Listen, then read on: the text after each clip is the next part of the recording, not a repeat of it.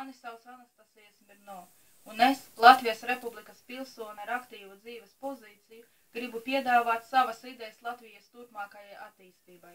Manas idejas balstās uz triple helix jēdzienu, kurš izsaka saikni starp rūpniecību, valdību un universitāšu zinātnisko sektoru, kuru zinātnes teorijā sauc arī par ekonomisko sinerģiju, jeb labāko valstu apderināšanu un jauninājumu ieviešanu ražošanā.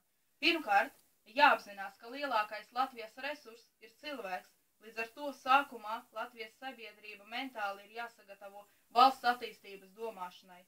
Izglītotā sabiedrība kalpotu par savu veidu indikātoru valsts pārvaldē esošo cilvēku darbībai. Otrkārt, ražošanā ir jābūt protekcionistiem, tādēļ lētākiem ir jābūt Latvijā ražotiem produktiem, bet importam ir jāpalielina nodoklis.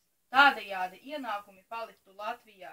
Treškārt, rūpniecības ar tās dilstošajām atdevēm par katru nākamo ražošanas vienību neesamība un lauksaimniecības vai citas ekonomiskās nozares ar augošajām atdevēm prioritāte nav optimāla Latvijas ekonomikai.